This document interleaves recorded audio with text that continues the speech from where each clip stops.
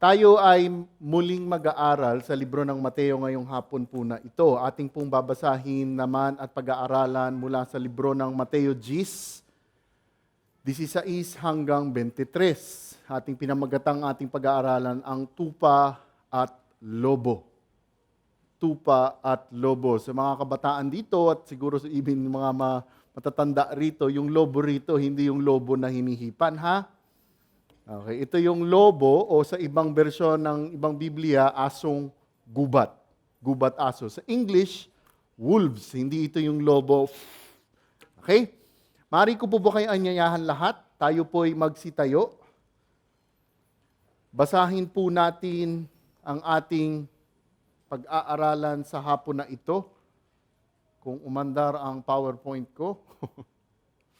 Yan, okay. Kapatid, patulong na lang, parang hindi ko makagat minsan. Okay, Mateo 16 hanggang 23. Tingnan ninyo, isinusugo ko kayo na parang mga tupa sa gitna ng mga asong gubat.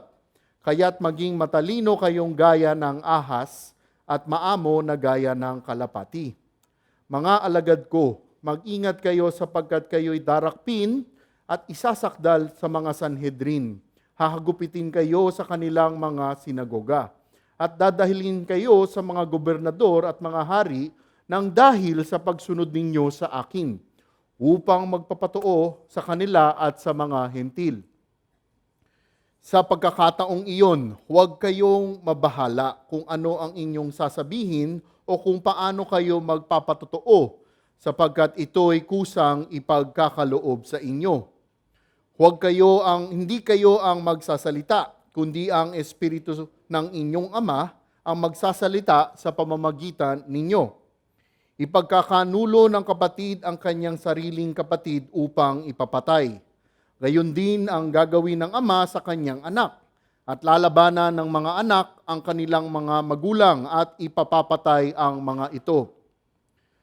Kapopuotan kayo ng lahat dahil sa pagsunod sa akin. Ngunit ang mananatiling tapat hanggang wakas ang siyang maliligtas.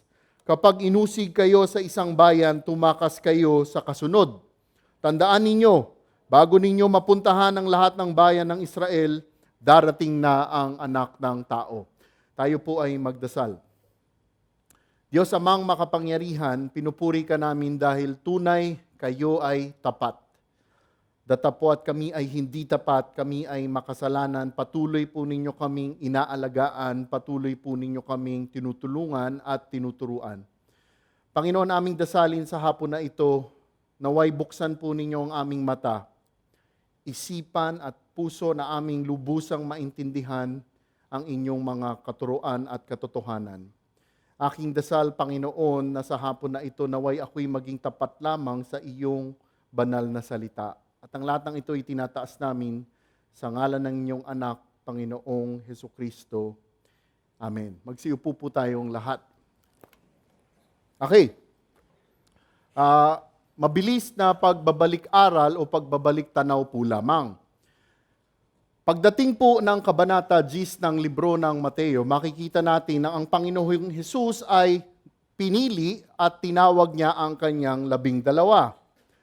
Binigyan niya rin ng kapangyarihan ang 12. Ang kapangyarihang mga ito ay ang kapangyarihang gumamot ng mga may sakit, gumamot ng mga may leprosy, bumuhay ng mga patay na tao at magpalayas ng demonyo. Ito po ang ibinigay niyang kapangyarihan sa kanila. Binigyan niya rin sila ng mga detalyado, mga utos kung paano sila hahayo at ibabalita ang ukol sa kanyang kaharian. Binigyan niya rin sila ng utos upang sila ay turuan na sila ay dapat lubusang magtiwala sa probisyon na manggagaling sa makapangyarihang Diyos. Patuloy pa rin niya silang tinuruan kung paano sila maghahanap ng mga taong nararapat bahagingan ng magandang balita ng Diyos. At alam po ba ninyo, ang misyon na kanilang gagawin, ang ministeryong kanilang papasukin, ay hindi magiging madali. Ito nga ay punong-puno ng pagsubok, ito ay punong-puno ng problema. At yan po ang makikita natin sa hapon na ito. Dahil itinuturo ng Panginoong Hesukristo na daraan sa pag-uusig ang isang Kristiyano kung siya ay magiging tapat sa ministeryo. Muli, itinuturo ng Panginoong Hesukristo na daraan sa pag-uusig ang isang Kristiyano kung siya ay magiging tapat sa ministeryo. Hahatiin ho natin sa tatlong bahagi ang ating pag-aaralan ngayong hapon. Ang unang bahagi ang ano ang babantayan, verse 16 hanggang 18. Ang ikalawang bahagi, ano ang aabangan, verse 19 hanggang 22. At ang ikatlong bahagi, ano ang kautusan? Verse 23. Umpisa na natin itong pag-aralan. Unang bahagi, ano ang babantayan? Verse 16, tingnan ninyo, isinusugo ko kayo na parang mga tupa sa gitna ng mga asong gubat. Kaya't maging matalino kayo gaya ng ahas at maamo na gaya ng kalapati. Verse 16, tingnan ho ninyo. Ang unang mga salita na sinasabi rito ay, tingnan ninyo. Muli po silang tinuturuan. Sila ay sinasabihan na ito'y kanilang masusing pakinggan. Dahil ang kanyang sasabihin sa kanila ay isang matinding katotohanan. Ano po ang sinabi ng Panginoong Hesukristo? Tingnan ninyo, isinusugo ko kayo na parang mga tupa sa gitna ng mga asong gubat.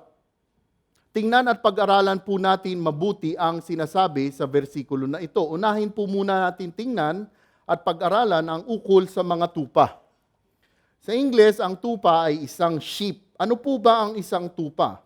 Ang tupa po ay isang hayop na kung tawagin sa Ingles, helpless.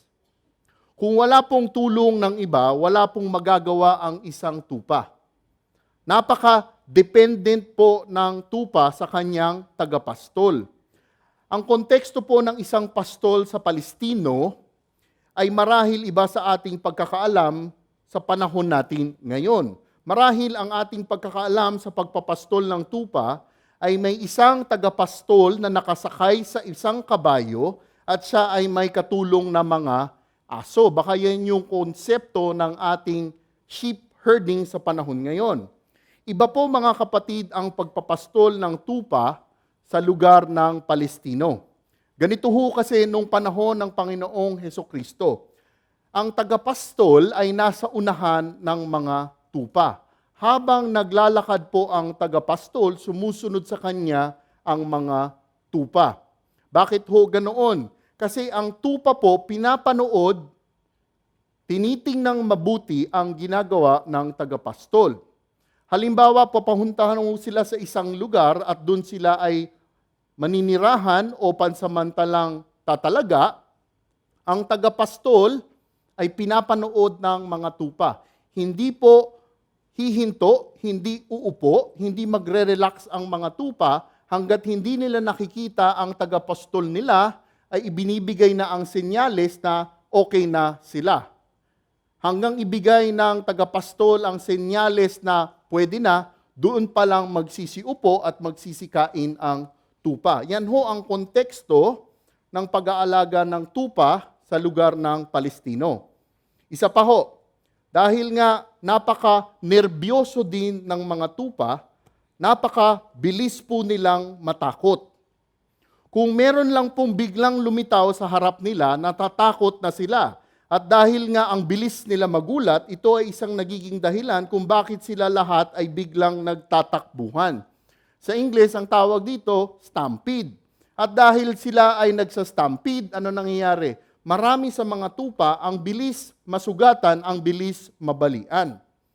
Tulad nga ng sinabi ko kanina, sila ay mga helpless creatures. Sila din ay mga defenseless creatures. Bakit? Wala silang kakayanan pag-ingatan ang sarili nilang mga katawan laban sa mga kalaban. Ang tanging depensa lang nila ay ano? Ang kanilang pagtakbo. Ngunit ang isang matinding problema ay hindi sila mabilis tumakbo. Bakit? Napakapayat po kasi ng mga binti nila. Sila ay may pantaas na mataba, ngunit malatutpik na pangbaba. Ano pa po? Napakahina ng pangangatawan po ng mga tupa laban sa mga elemento. Ano po ang ibig sabihin nito? Palagi ang sinisiguro ng tagapastol ang kanilang dinadaanan. Bakit ho? Napakarami ho kasing mga damo sa Palestino na nakakalason para sa mga tupa. Sinisigurado ng tagapastol na habang naglalakad siya sa unahan, ay wala pong mga nakalalason na damo. Kaya't kailangan talaga nasa unahan ng tupa ang tagapastol nila. Napaka-prone din po ng mga tupa sa mga parasito at insekto.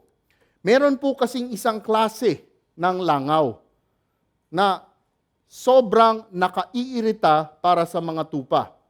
Sa English, ang tawag po yata dito ay blowfly. Madalas, makakakita kayo ng isang tupa na iniuumpog niya ang kanyang ulo sa puno o sa bato. Dahil naiinis siya sa mga langaw na umaalingaw-ngaw sa tenga at ulo, at dahil nga sa sobrang naiirita sila, inuumpog nga nila ang ulo nila at ginagawa nila ito hanggang mamatay sila. Kung minsan naman po ang mga langaw na ito ay dumadapo sa mata at sa butas ng tenga. At doon sila mismo nangingitlog.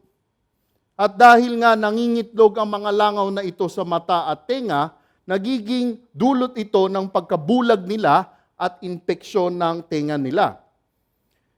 Yan po mga kapatid ang kaunting background ukol sa mga tupa sa Palestino. At alam po ba ninyo, ang isa sa pinakamatinding problema ng mga tagapastol sa Palestino, walang iba kundi ang mga lobo. Tingnan po muna naman natin ang ukol sa mga asong gubat, ang ukol sa mga lobong tinutukoy dito. Ang mga asong gubat po, sa English ay sobrang vicious, sobrang wild, sobrang tindi, sobrang tapang po talaga.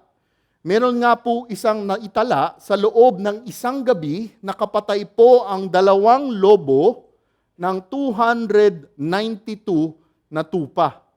Ganun po katindi ang mga asong gubat na ito.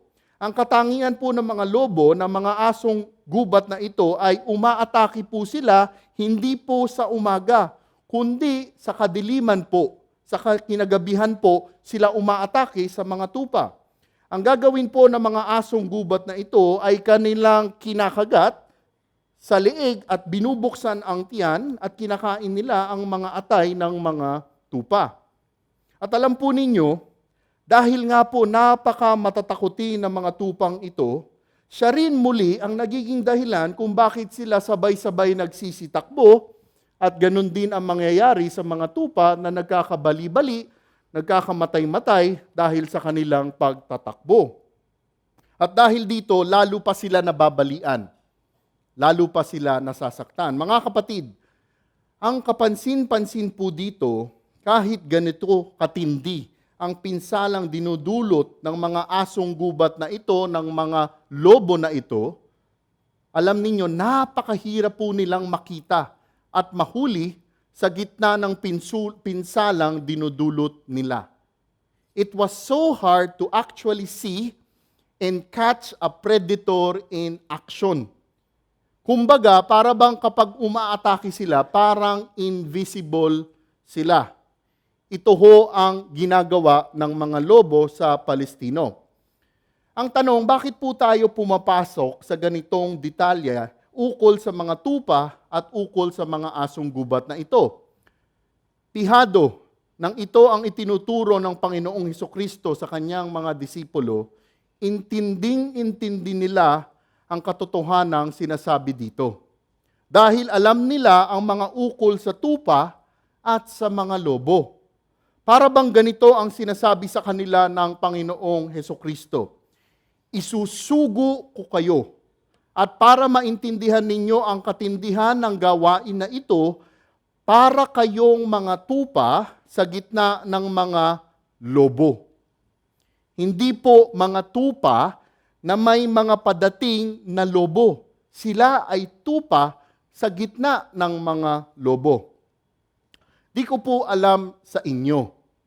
Ang pagsasalarawan na ito ay hindi nakaka-excite para po sa akin.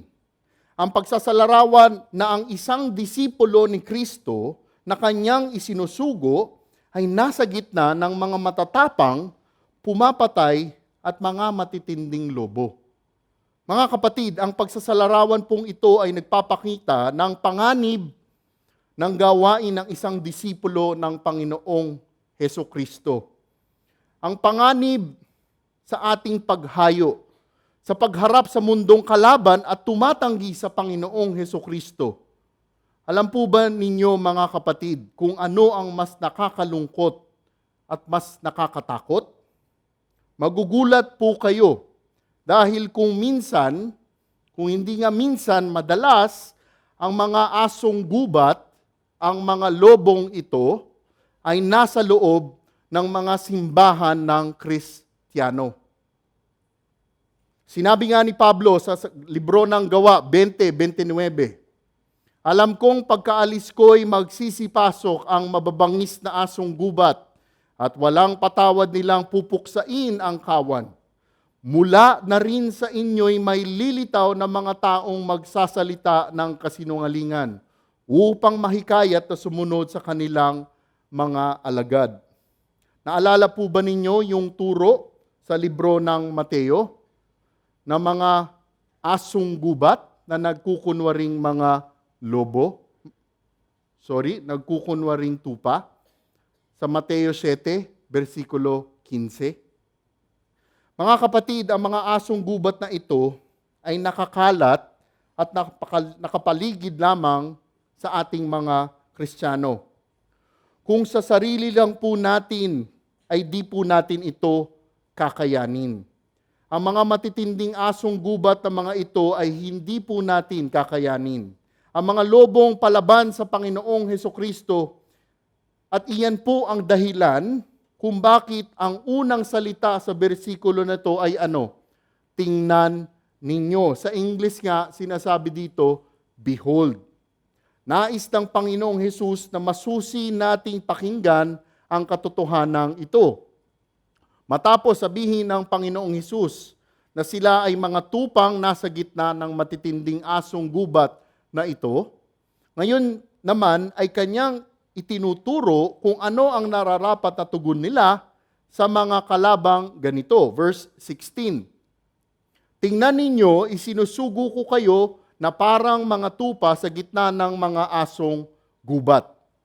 Kaya't maging matalino kayong gaya ng ahas at maamo na gaya ng kalapati. Maging matalino kayo gaya ng ahas. Sa mga taga-Ehipto, ang hayop na ahas ay simbolo ng talino. Sa mga sinaunang mga ninuno sa gitnang silangan, ang mga ahas ay simbolo din ng talino. Ang mga ahas ay kanilang itinuturing na maingat, matalino, magaling, umiwas sa mga tao. Alam nila kung paano para di mapansin ng tao. Tahimik at di mo basta-basta makikita dahil sa galing nito at talino. Nung ako nga ho ay medyo kabataan pa, ako'y naglalakad sa isang daanan na punong-puno ng damo. Sa gitna, lupa. Nung naglalakad ako, may dalawang tumpok sa gitna ng lupa. Akala ko yung tumpok na yon ay tumpok. Siguro alam nyo na kung ano iniisip ko. At nung ako ay naglalakad, nung ako'y medyo malapit na, biglang gumalaw yung dalawang tumpok na iyon. At ako'y nagsitakbo kasama ang kuya ko. Buti na lang hindi ko hinakbangan, baka kung hindi ako'y tinuklaw ng mga ahas na iyon. Ganito po ang katangian ng hayop na ahas. Sila po ay matalino para hindi mapapansin ninyo. Kaya't ano po ang tinuturo sa atin dito ng Panginoong Hesukristo para sa mga apostol noon at disipulo noon at para sa ating mga Kristiyano ngayon? Tayo ay tinuturuan na maging matalino sa gitna ng mga lobo, sa gitna ng mga kalaban ng Kristiyano. Okay, anong klase ng talino ang binabanggit dito? Tulad ng ahas, tayo ay dapat maging maingat. Kinakailangan ang Kristiyano ay sensitive sa mga galaw ng mga lobo. Kumbaga sa Ingles, ganito ho, pakinggan nyo mabuti. Christians are to say precisely the right thing at the right time at the right place. Naalala nyo yung turo na mga perlas para sa mga baboy? Hindi natin pwede ibigay ang mga mahalagang bagay ng Diyos sa mga hindi pinapahalagahan ang salita ng Diyos. Madalas kasi, maraming Kristiyano pa ang nag-uumpisa ng gulo sa mga kalaban ng Panginoong Hesukristo. Ngayon, ano pa po ang sinabi ng Panginoong Hesukristo? Kaya't maging matalino kayong gaya ng ahas at maamo na gaya ng kalapati. Maamo, sa Greko, akeraios. Okay, ang lumang tipan, salitang Hebreo. Ang bagong tipan, salitang Greko. Maamo, akeraios. Ang ibig sabihin nun, harmless, gentle. Napakaamo at cute po talaga ng mga kalapate. Nung bata, muli ako, mahilig ako mag-alaga sa kalapate. Sobrang gustong-gusto ko sila. Tinitingnan ko sila, kinakalinga ko sila, pinapakain ko sila. Pag lumilipad sila, umaakyat ako sa bubungan namin. Buti na lang hindi ako nalalaglag. Tinitingnan ko lang sila, bumabalik sa kulungan, papasok sa kulungan, papakainin ko po. Wala pa ho akong nakikita na kalapate na bigla na lang sinusugod at inaatake ang nag-aalaga sa kanya. At ito ang itinuturo sa atin dito, na ang mga Kristiyano ay katulad dapat ng mga kalapating tinutukoy dito. Harmless, gentle dapat tayong mga Kristiyano. Sa gitna ng mga asong gubat na ito, sa gitna ng mga lobong ito. Christians are not to create problems. Ngunit alam po ninyo, bukod sa pagiging harmless na tinutukoy dito, ang salitang Grekong akeraios ay may isa pa hong ibig sabihin. Ano ibig sabihin nun? Pag tingnan niyo yung salitang Greko na yon sa concordance, akeraios, ang ibig sabihin, unmixed, pure, puro.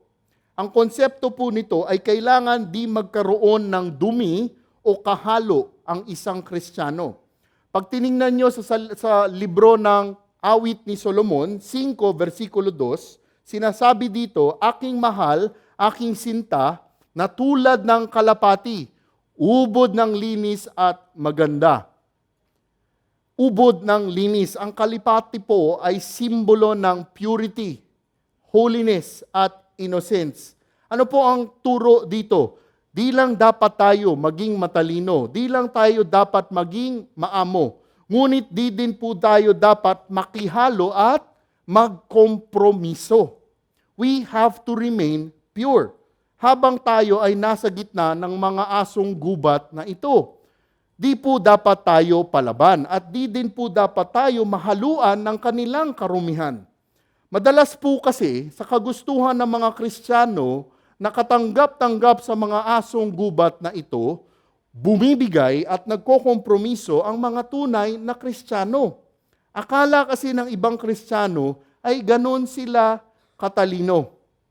Sinasabi ng Panginoong Hesukristo, hindi dapat tayo ganito. Ngayon, matapos ipaliwanag ng Panginoong Hesukristo ang ukol sa mga asong gubat na ito, at kung paano dapat tayo makitungo bilang mga Kristiyano, ipaliliwanag naman ng Panginoong Hesus kung ano ang gagawin ng mga matitinding asong gubat na mga ito. Verse 17 hanggang 18, mga alagad ko, mag-ingat kayo sapagkat kayo'y darakpin at isasakdal sa mga Sanhedrin. Hahagupitin kayo sa kanilang mga sinagoga. Mga alagad ko, mag-ingat kayo. Sa English, ang sinabi rito, but beware of men. Ang mga asong gubat na ito na tinutukoy dito ay ano? Mga tao. Mga kalabang ito ay mga totoong tao. Ang katotohanan, ang laban natin ay espiritual. Ngunit ang kalaban natin na si Satanas at ang kanyang mga kampong demonyo ang ginagamit ay mga tao sa mundo. Men and women. Ibinibigay dito ng Panginoong Hesus ang detalye ng gagawin ng mga lobong ito, sapagkat kayo'y darakpin at isasakdal sa mga Sanhedrin.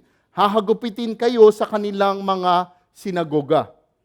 The key word sa verse na ito, kung inyong titingnan ay ano? Ang salitang sinagoga at Sanhedrin. Ito, mga kapatid, ang mga importanteng salita dito. Bakit kamo? Ang konteksto po ng versikulong ito ay ukol sa mga kalaban na galing sa mga taong marelihiyoso. This has a religious context, a context of religion. Isa pa ho, ang mga Hudyo noon ay mayroong mga sinagoga. Ganito ho yun. Kasi ho, yung main temple nasa Jerusalem. Ngayon, kung kunwari nasa Capernaum ka, malayo yun sa Jerusalem. Hindi ka makakapunta doon sa araw ng Shabbat. Kaya't ang ginawa ng mga Hudyo, kung mayroong at least 10 Hudyo sa isang lugar, maaari na ho silang magkaroon ng sinagoga. Yung mga sinagoga noon, tinatayo sa gilid ng mga river or sa mga tuktok ng mga maliliit na bundok at mayroon silang mataas na parang bandera. Pag 10 Hudyo nasa isang lugar, nagtatayo sila ng sinagoga. Ang isang sinagoga ay ginagamit nilang lugar ng kanilang pagsamba. Ito rin ay kanilang ginagamit bilang isang eskwela. At ito rin ay ginagamit na lugar para sa paghusga. May ipinatutupad po kasi na batas ang mga Hudyo. Ang batas na ito ay nauukol sa batas na ibinigay ni Moises. At ang mga batas na galing sa kanilang rabbinical tradisyon. Ngayon, kung mayroong lumalabag sa mga batas na ito, sila ay dinadala sa kanilang sariling husgado. At ang mga nakaupo dito ay ang mga namumuno sa sinagoga. 3 klase po ang husgado nila. Yung unang klase ng husgado, yung may 71 katao. Ito ho yung husgado council na nakalagay sa Jerusalem. Ano ang basihan nito? Kasi marami hong sumasamba sa lugar ng Jerusalem. Kaya meron silang 71 katao sa husgado nila. Yung isa namang tinatawag na klase ng husgado nila, yung kanina greater, yung susunod lesser, ay may 23 na kataong husgado. Bakit 23? Pag meron silang 121 na miyembro, ito ang tawag sa grupo nila, ito ang sinagoga nila. Meron silang 23 na kataong husgado. Ngayon, kung 120 and below ang miyembro nila ng mga Hudyo sa lugar nila, yung ikatlo ang sinusunod nila na husgado, na mayroong 3 na husgado. Triumvirate. Okay. Ang mga husgadong ito ng mga Hudyo ang nagdidesisyon sa kasalanan ng mga taong dinadala dito. Pagkatapos nilang desisyonan ang mga kasong dinadala dito, sila din po ang nagbibigay ng nararapat na kaparusahan dito. Sila din po mismo ang nagpapataw ng kaparusahang binibigay nila. Ang madalas na kaparusahan ay ano? Ang paghahagupit. Ayon nga sa Deuteronomio 25, versikulo 3, di po dapat lumampas sa ilan? 40 hagupit. Hindi dapat sila lalagpas doon. Maximum is 40. Kaya't ang ginagawa ng mga namumuno sa sinagoga, para siguradong hindi sila lumabag sa utos na ito, ang hagupit na ibinibigay nila ay ano? 39. Okay. Ganito po sila magparusa. Yung mga nasa husgado, isa-isa magsasalita. Yung isa, babasahin ang sentensya. At yung isa naman, magbibilang. Isa. At susunod doon ay ang paghugupit. 2, may isa ulit magsasalita at yung isa naman ulit maghahagupit. 3, at hagupit. Habang ginagawa nila ito sa sinagoga nila, ano pa ho ang ginagawa nila? Sinasabayan nila ng pagbabasal ng banal na aklat nila. At hindi lang yon, sinasabayan pa nila ng pagkanta. Ganito po katindi magdisiplina ang mga Hudyo sa sinagoga nila. Sabi ko nga, iniisip ko, wow, buti na lang hindi ganun ngayon ang church discipline, no? Sipin nyo, dyan sa labas, no? Sa may lobby, kung mayroong church discipline, nakatayo doon, sumisigaw si Pastor EJ, isa, then hahampas si Pastor George. Pak! No? Wow, kakatakot yun. Okay, kaya ito po mga kapatid, ang sinasabi dito ng Panginoong Hesukristo. Ito po ang konteksto ng versikulong ito na sinasabi niyang, sapagkat kayo'y darakpin at isasakdal sa mga Sanhedrin, hahagupitin kayo sa kanilang mga sinagoga. Jesus told them to expect that they will be scourged in the synagogues. Sinasabi niya sa kanila ang katotohanan ito.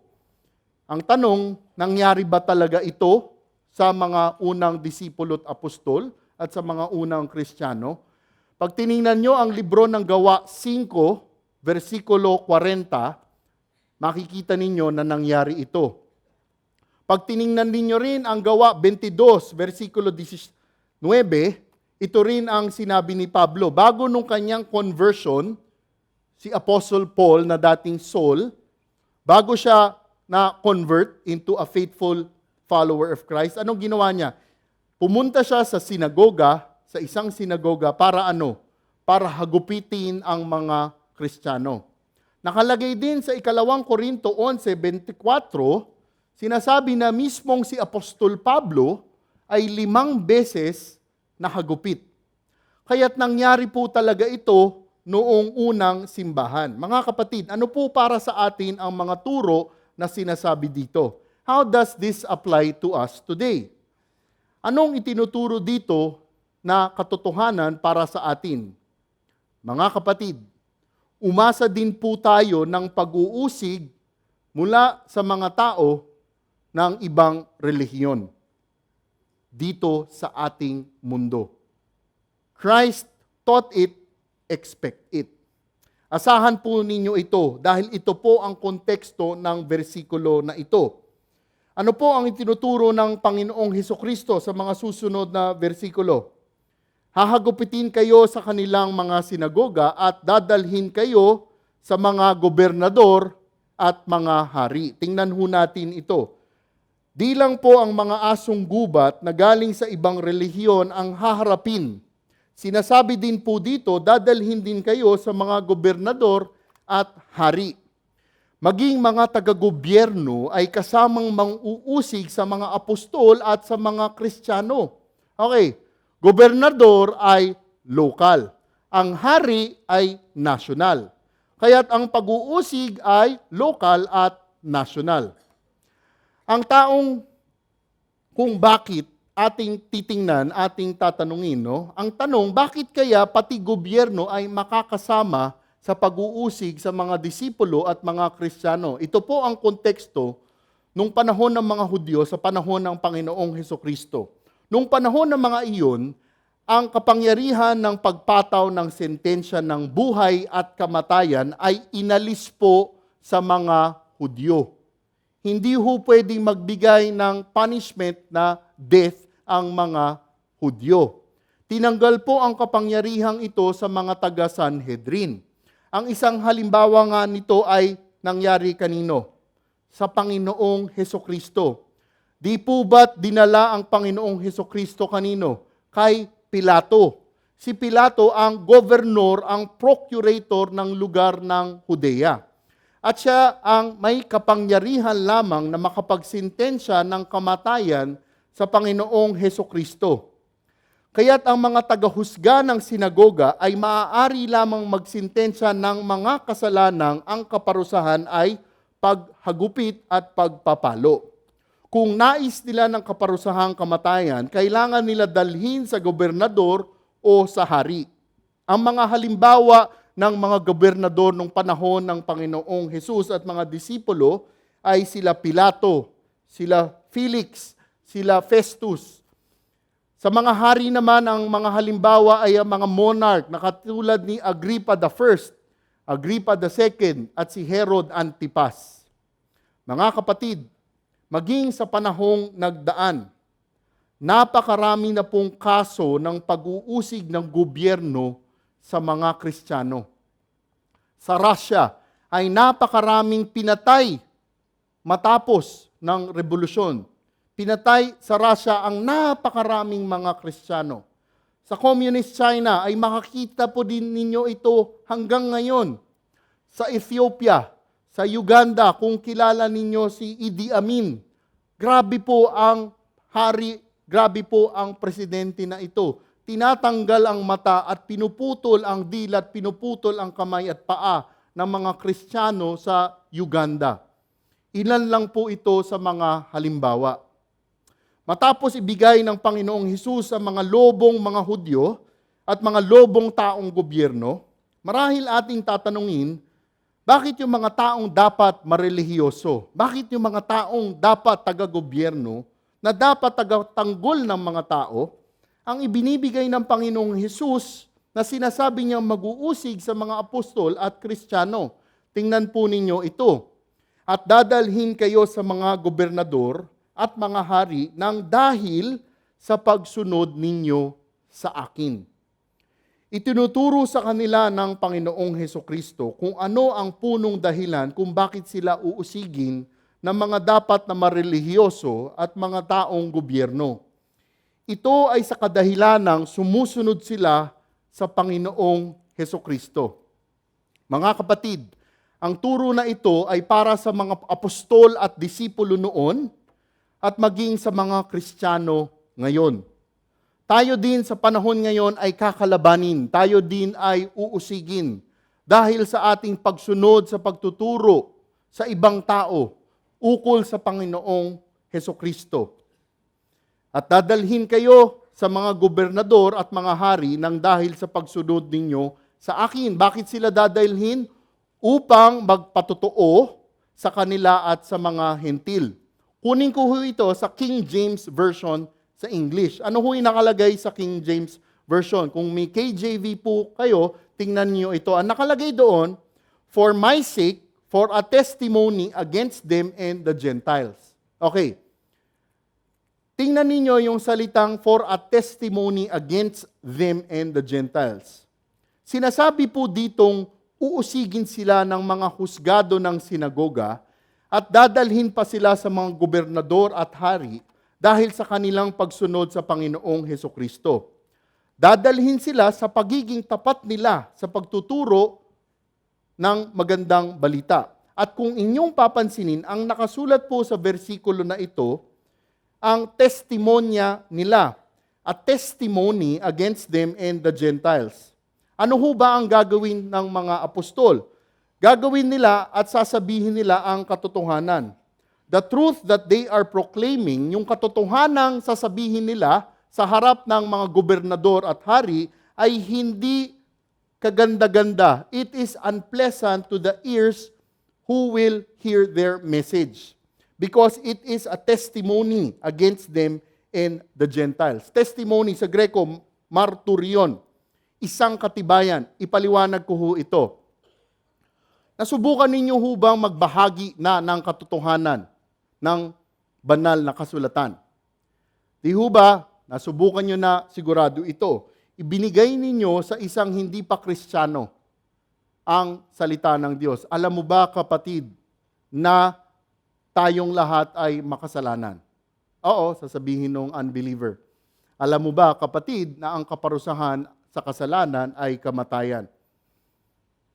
Alam mo ba na ikaw ay pupunta sa impyerno?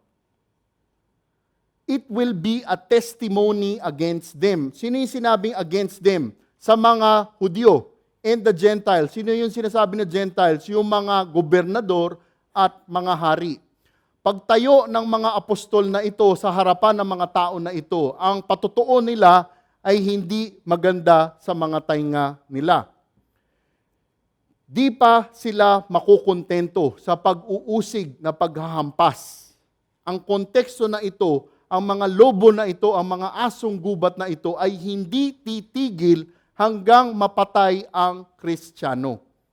Ito po ang katotohanang itinuturo dito, na nagbibigay ng pagsasalarawan na ang pag-uusig na haharapin ng Kristiyano ay hindi magtatapos at kung maaari man ay hahantong sa ating kamatayan. Ito ho ang unang prinsipyo. Itinuturo ng Panginoong Hesukristo na ang mga tapat na Kristiyano ay siguradong uusigin ng makasalanang tao. Itinuturo ng Panginoong Hesukristo na ang mga tapat na Kristiyano ay uusigin ng makasalanang tao. Aking nais tanungin, sa paanong paraan ka ngayon dumaraan sa pag-uusig at oposisyon? Dahil ikaw ay naging tapat sa pagsunod sa mga kautusan ng banal na kasulatan. Sa paanong paraan ka dumaraan sa pag-uusig at oposisyon dahil naging tapat ka sa pagsunod sa mga kautusan ng banal na kasulatan. Kung sinasabi mong ikaw naman ay walang dinaranas na pag-uusig o oposisyon, ano kaya ang maaaring dahilan kung bakit hindi ka dumaraan sa ganitong mga pagsubok? Maaari ko po ba kayong bigyan ng tatlong maaaring dahilan? Usisain mo mabuti, kapatid, ang sarili mo. Kung hindi ka dumaraan sa mga pag-uusig na ganito, una, maaaring hindi ka tunay na Kristiyano. Ikalawa, maaaring Kristiyano ka, ngunit di ka masunurin sa mga utos ng Panginoong Hesukristo. Ikatlo, isa kang Kristiyanong nagkokompromiso dahil ang tingin mo sa sarili mo ay matalino. Sinabi nga sa mga susunod na versikulo, no servant is greater than his master. Dahil itinuturo ng Panginoong Hesukristo na daraan sa pag-uusig ang isang Kristiyano kung siya ay magiging tapat sa ministeryo. Tingnan ho natin yung ikalawang bahagi. Ano ang babantayan? Ngayon naman, ano ang aasahan? Sa pagkakataong iyon, huwag kayong mabahala kung ano ang inyong sasabihin o kung paano kayo magpapatotoo sapagkat ito'y kusang ipagkakaloob sa inyo. Sinasabi po dito ng Panginoong Hesukristo na kung umabot na sila na nanganganib na ang buhay nila, huwag kayong magbahala kung ano ang inyong sasabihin o kung paano kayo magpapatotoo sapagkat ito'y kusang ipagkakaloob sa inyo. Sinasabi ng Panginoong Hesus sa kanyang mga apostol at disipulo, huwag kayong mag-aalala, huwag kayong mababahala sa inyong sasabihin at kung paano ninyo sasabihin ang patotoo ninyo. Mga kapatid, nais ko pong tanungin sa inyo ngayon, ano po kaya ang dahilan kung bakit sila mababahala? Mababahala ba sila sa mga sasabihin nila kung paano nila sasabihin para ipagtanggol ang sarili nila? Ito kaya ang ikababahala nila? Mag-iisip sila, mag-aalala sila, mababahala sila para sa kanilang sariling depensa upang hindi sila mapatawan ng kaparusahang kamatayan. Ito kaya mga kapatid ang mga ikababahala nila? Pag tiningnan nyo ang salita ng Diyos, itong mga apostol na ito, these apostles in the future won't be concerned or worried how they would defend themselves. Hindi po yun ang ikinababahala ng mga apostol. The main thing that would really concern them is how they would word and how will they give and deliver the truth of the gospel to those who will hear them. Hindi sila nag-alala kung mamamatay sila. Hindi sila nag-alala kung mapaparusahan sila. That was not what they would worry. Alam po ninyo, nangyari po talaga ito. Di po ito nangyari nung una silang pinadala. Nangyari po ito, mataas umakyat sa kalangitan ang Panginoong Hesukristo. Ang ilang halimbawa nito ay makikita niyo sa libro ng Gawa 4. Pag tingnan ho ninyo, makikita ninyo si Pedro at si Juan. At pag binasa po ninyo, wala ho kayong makikita na nakasulat doon na si Pedro at si Juan nag-aalala kung paano dedepensahan ang sarili nila. Ang sinabi lang nila ay ang katotohanan ng katuruan at katotohanan na ibinigay sa kanila. At kilala ninyo ho ba si Stephen? Yung unang martir na pinatay? Pag tiningnan ho niyo yung gawa 7, ano ang ginawa ni Stephen? Hindi niya dinipensahan ang sarili niya. Ano ang ginawa niya? Tinuro niya lang ang katotohanan ng banal na kasulatan. Yun ho ang sinasabi dito ng Panginoong Hesukristo. Ngunit alam po ninyo, personal po akong naniniwala na nung unang sinabi ito ng Panginoong Hesukristo sa kanyang mga disipulo, hindi nila naintindihan ito. Ito ay lubusan nila naintindihan nang pinadala talaga na sila nang umakyat na ang Panginoong Hesukristo sa kalangitan. Kaya't inihahanda ng Panginoong Hesus ang kanyang mga disipulo na sa pagkakataong haharap na sila sa mga gobernador at mga hari na di sila dapat mabahala. Kumbaga parang ganito ang sinasabi ng Panginoong Hesukristo sa kanila. Huwag silang mabahala sa mangyayari sa kanila. Sila ang tupa at siya ang tagapastol. Alam mismo ng Panginoong Hesus ang makabubuti sa kanila. Kaya't kung haharap na sila sa mga lobo na ganito, gawin lang ninyo ang iniutos ko at tingnan ninyo kung ano ang gagawin ko. Sinasabi lang ng Panginoong Hesukristo na kailangan maging tapat lamang sila. Kung inyong titingnan, nagbigay po ang Panginoong Hesukristo ng 2 dahilan kung bakit hindi dapat sila mabahala. Sa pagkakataong iyon, huwag kayong mabahala kung ano ang inyong sasabihin o kung paano kayo magpapatotoo sapagkat ito'y kusang ipagkakaloob ko sa inyo. For it will be given you in the hour what you are to say. Nakita po ninyo yun, hindi mauuna, hindi mahuhuli. Ipinapangako ng Panginoong Hesus na ang sasabihin nila ay kusang ipagkakaloob ng Panginoong Hesukristo sa kanyang mga disipulo. Ito po ang kanyang pangako. Alam mismo ng Panginoong Hesus ang daraanan nila. Alam mismo ng Panginoong Hesus ang daranasin nila. Kaya't alam na alam niya kung kailan niya kailangan ibigay ito sa kanila. Ikalawang dahilan na kanyang ibinigay upang di sila mabahala. Hindi kayo ang magsasalita, kundi ang Espiritu ng inyong Ama ang magsasalita sa pamamagitan ninyo. Ano po ang sinasabi ng bersikulo na ito? Na kung anuman ang kanilang sasabihin sa pagkakataon na iyon, hindi po ito nanggaling sa kanila. Ngunit ito ay galing sa Espiritu ng Ama na magsasalita sa pamamagitan nila. Mga kapatid, ang salita ng Panginoong Diyos ay lubhang makapangyarihan. Malaki ang posibilidad na hindi talaga natin naiintindihan sa sarili nating isipan ang kapangyarihan ng salita ng Diyos. God's Word is so powerful. Sinasabi ng Panginoong Hesus sa kanila, hindi sa kanila manggagaling ang sasabihin nila. Ito mismo ang Espiritu Santo, kaya't sinasabi niyang, huwag kayong mag-alala, relax lang kayo. Alam ng Panginoon ang nararapat sabihin at kung papaano sasabihin. Kumbaga, buksan lang nila ang mga bibig nila. Ano ho ang konteksto na ito? Ano ho ang pagsasabuhay nito para sa atin ngayon? Kung nahaharap kayo sa isang matinding lobo, kung nahaharap kayo sa isang matinding kalaban ng Kristiyano, ano ang kailangan gawin mo? Ibigay mo lang ang katotohanan ng salita ng Panginoong Hesukristo.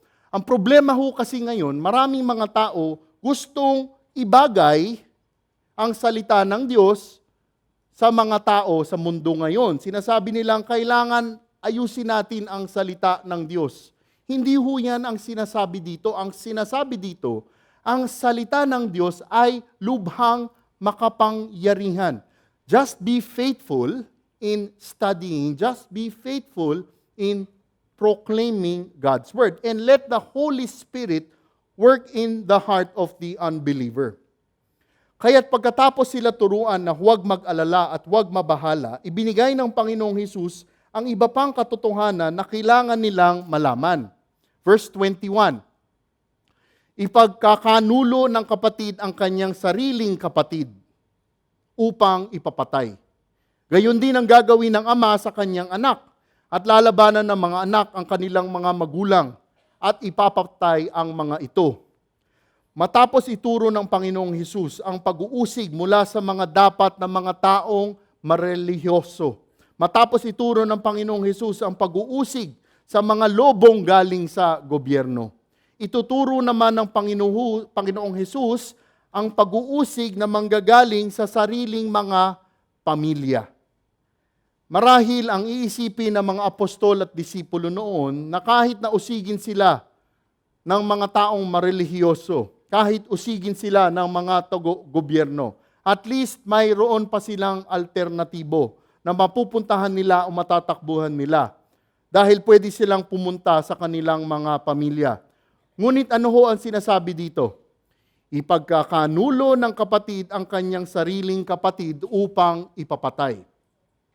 Mga kapatid, hindi po ito isang simpleng alitan ng magkapatid. Hindi ito ordinaryong sibling rivalry. Dahil ang katatapusan ng pag-aaway na ito ay ano? Ang kapatid na disipulo ay ipagkakanulo at ipapapatay. Ganun po katindi ang bersikulo na ito. Ito pa po, hindi lang magkakapatid ang tinutukoy dito. Gayon din ang gagawin ng ama sa kanyang anak. At lalabanan ng mga anak ang kanilang mga magulang at ipapapatay ang mga ito. Ang pag-aaway at alitan na isa pang binabanggit dito ay ang alitan at labanan ng ama sa anak, anak sa ama. At ano ang kahihinatnan nito muli? Ang kamatayan ng disipulo ng Panginoong Hesukristo. Sadyang kakaiba po talaga ang turo dito. Mga kapatid, ang pag-uusig ng isang Kristiyano ay makikita din ninyo mula sa sariling pamilya ninyo. Ito ho ang nakalulungkot dito. Diyos lamang po talaga ang may tanging alam kung gaano karaming pamilya na ang nagkaganito. Pero nakakatiyak po ako na napakarami po nito. I have heard of families disowning their child after their child turned to Christ. Tinalikuran at iniwanan ang anak nila dahil ang anak nila ay nagbago ng pananampalataya, nagbago ng paniniwala. We see parents blaming their children for what their children are going through, all because they think that it is God's punishment for turning away from religion and tradition. Naintindihan ho natin yon. Kasi madalas may mga Kristiyano na sumasampalataya na sa Panginoong Hesukristo, dumadaan sa mga pagsubok.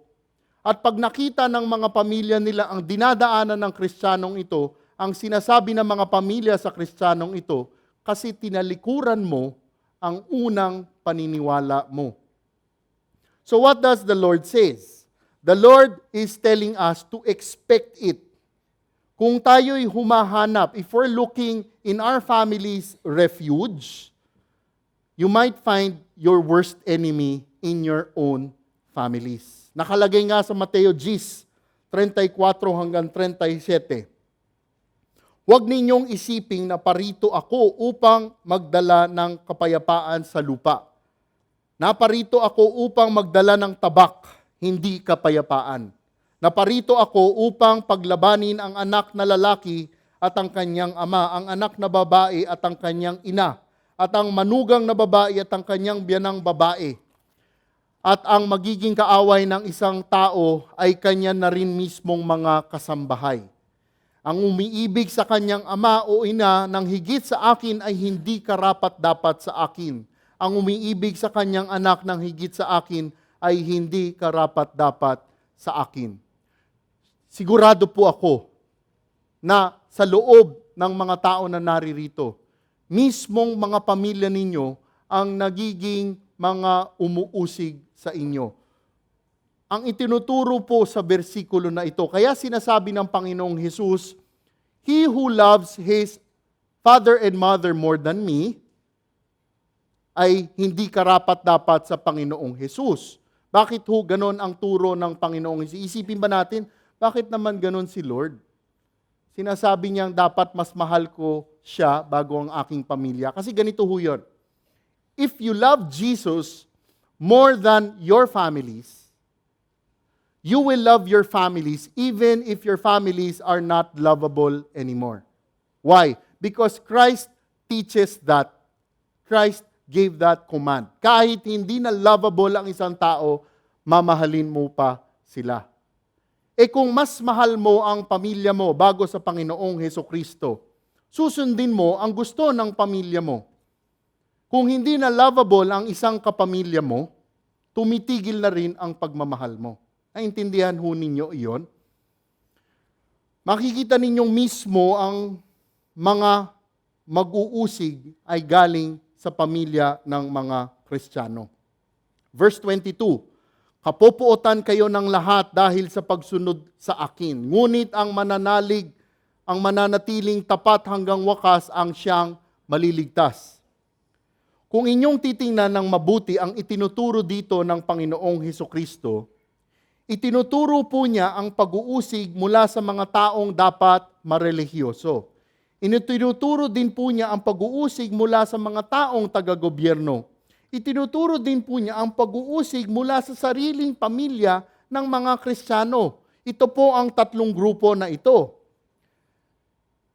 Malaki ang posibilidad. Kung tatlong grupo na ito ang umuusig sa Kristiyano, ay sigurado ang buong mundo ay uusigin na ang Kristiyano.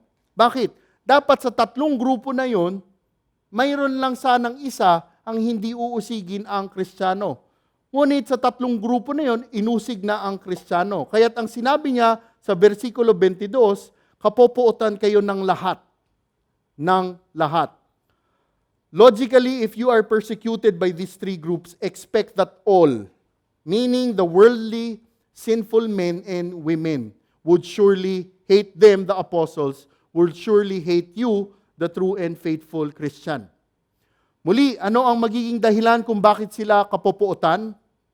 Kapopuotan kayo ng lahat dahil sa pagsunod sa akin. Ang dahilan ng puot na ito ay dahil sa pagsunod sa Panginoong Hesukristo. Tinuturuan sila ng Panginoong Jesus na sa kanilang paghayo, sa kanilang tapat na pagturo, imposibleng hindi sila mauusig, imposibleng hindi sila kapupuotan. Ito ay garantisado. At pagkatapos niya sabihin ang lahat ng ito, ay may isa siyang itinuturo na kailangan nilang matutunan. Ngunit ang mananalig ng tapat hanggang wakas ang siyang maliligtas. Ano ang ibig sabihin nito? Mananatiling tapat hanggang wakas ng ano? Ang konteksto po na ito, hanggang wakas ng pagbalik ng Panginoong Hesukristo. So kapatid na Rico, ang ibig sabihin ba nito ay ganito? Kung malalampasan ko ang pag-uusig na ito, ay automatic ligtas na ako? Hindi po ganoon ang ibig sabihin nito. Ang ibig sabihin nito ay ganito. Kung sino man ang mananatiling tapat hanggang wakas, ito ay katibayan na totoong ligtas ka na. It really means if you survive, if you endure the persecution, that's a mark that you are truly saved. It is saying that endurance is a mark of genuine salvation. Those who are really saved, endure. Muli, ang konteksto po nito ay para sa mga tunay na disipulo. Tapat na nagtuturo ng katotohanan na galing sa Panginoong Hesukristo. At dahil sa tapat na pagtuturo na iyan, kaya sila inuusig, kaya sila kinapopuotan. Mga kapatid, hindi po pwedeng kunin mo lang ang bersikulo na ito at gamitin mo sa ibang klase ng pag-uusig na dinaraanan mo. Marami kasi gagamit ng bersikulo na ito dahil sa mga pag-uusig na dinaraanan nila. Kung ikaw ay may pag-uusig at hindi dahil sa pagsunod mo sa Panginoong Hesukristo, hindi ka kasama sa turo na ito.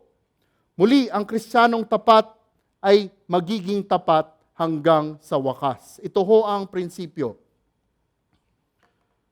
Itinuturo ng Panginoong Hesukristo na di dapat mabahala ang mga tapat na Kristiyano habang sila ay nagsisilbi sa kani-kanilang ministeryo. Itinuturo ng Panginoong Hesukristo na di dapat mabahala ang mga tapat na Kristiyano habang sila ay nagsisilbi sa kani-kanilang ministeryo. Sa paanong paraan ka kung minsan na gusto mo na lang lumisan sa ministeryong iyong pinagsisilbihan dahil sa pag-uusig mong dinaraanan. Sa paanong maraan, kaminsan gusto mo na lang lumisan sa ministeryo mong pinagsisilbihan. O sa iba naman, sa paano mo na lang minsan gustong maging tahimik bilang isang Kristiyano dahil ayaw mo nang usigin ka ng ibang tao. O dili kaya, ano kaya ang maaaring humaharang sa iyo sa pagsilbi ng tapat sa isang ministeryo?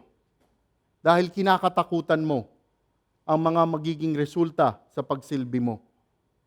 Ano ang humaharang sa iyo? Ano ang kinatatakutan mo?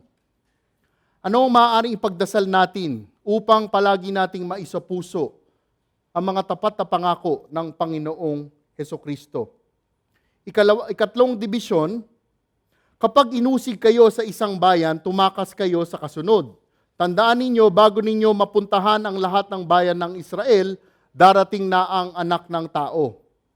Ang konteksto po ng panahon na ito, mula ng panahon ng apostol hanggang sa kanyang muling pagbabalik. Tatlo po ang ibinibigay na turo dito ng Panginoong Hesukristo. Una, datapwat sila ay tinuturuang maging matalino at maamo sa gitna ng mga lobo. Ang sabi dito, kapag inuusig ka na, umalis ka na. Shake off the dust. Don't just stay in one place until they kill you. Leave and go to another place. Ikalawa, itinuturo sa kanila dito ng Panginoong Hesus, napakaraming lugar ang dapat mapuntahan. So many places to go, so many people that are in need of hearing the gospel. Ikatlo, hindi lang dapat napakaraming puntahan, napakaraming taong bahagingan. Ang sinasabi po dito, ang pag-uusig na ito ay walang katapusan until sa pagbabalik ng Panginoong Hesus. Persecution will never end until He returns. Ito po ang turo dito, ito ang katotohanan dito. Kaya't huwag mong sayangin ang buhay mo, umalis ka na at lumipat ka na. Ganito po ang ginawa ni Apostol Pablo. Pagpunta niya sa isang bayan, turo siya. Nag-umpisa ang gulo, lipat siya. Turo siya, gulo, lipat siya. Ito ho ang prinsipyo.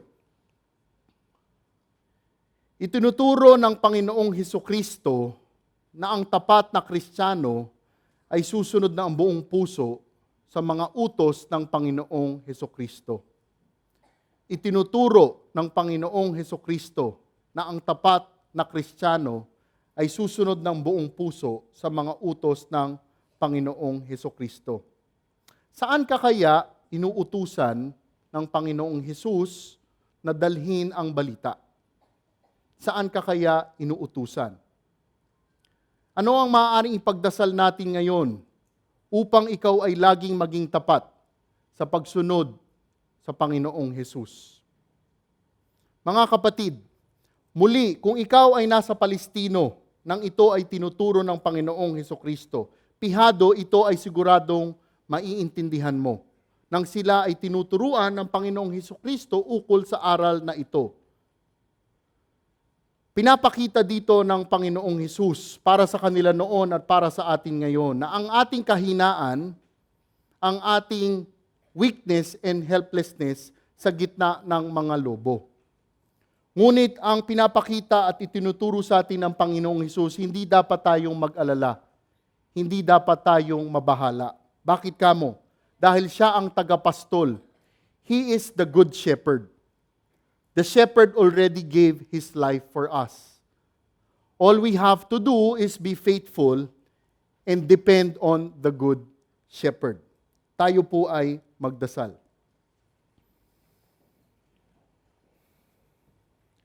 Diyos amang makapangyarihan, pinupuri ka namin dahil tunay kayo ay tapat. Pinupuri ka namin, Panginoon, dahil patuloy po ninyo kaming inaalagaan, patuloy po ninyo kaming tinuturuan. Aming dasal, Panginoon, na sa aming paghayo, sa gitna ng inyong ministeryo, tulungan po ninyo kami, paalalahanan po ninyo kami. Alam po namin sa sarili naming kakayanan ay hindi po namin kakayanin ito. Ngunit dahil alam namin kasama namin po kayo, kami ang tupa at kayo ang tagapastol, na maaari namin po kayong palaging sandalan dahil alam namin na kami ay inyong tutulungan. Aming dasal, Panginoon, na sa aming paghayo, naway maging tapat lagi kami sa mga utos ninyo at sa mga katotohanang itinuturo ninyo. Ang lahat ng ito ay tinataas namin sa ngalan ng inyong anak, Panginoong Hesus. Amen. Palakpakan po natin ang Panginoon.